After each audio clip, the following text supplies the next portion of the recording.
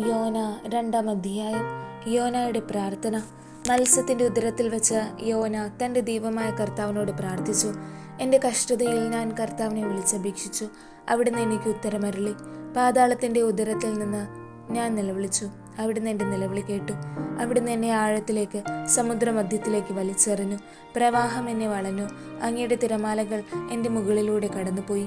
അപ്പോൾ ഞാൻ പറഞ്ഞു, അങ്ങയുടെ സന്നിധിയിൽ നിന്ന് ഞാൻ നിഷ്കാസിതനായിരിക്കുന്നു. അങ്ങയുടെ വിശുദ്ധ മന്ദിരത്തിലേക്ക് ഇനി ഞാൻ എങ്ങനെ നോക്കും? സമുദ്രം എന്നെ വലയം ചെയ്തിരിക്കുന്നു. ആഴി എന്നെ ചുറ്റിയിരിക്കുന്നു. പായൽ എൻ്റെ തല വലിഞ്ഞു മുറുക്കിയിരിക്കുന്നു.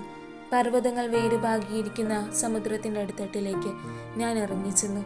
അതിൻ്റെ ഓടാമ്പലുകൾ എന്നെ എന്നേക്കുമായി അടച്ചുപൂട്ടി.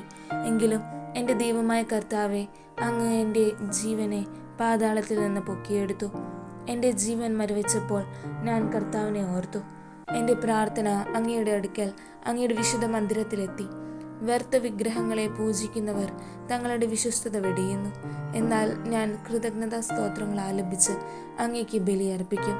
ഞാൻ എൻ്റെ നേർച്ചകൾ നിറവേറ്റും. കർത്താവിൽ നിന്നാണ് രക്ഷ. കർത്താവ് മത്സ്യത്തോട് കൽപ്പിച്ചു. അത് യോനായെ കരയിലേക്ക് ഛർദ്ദിച്ചിട്ടു.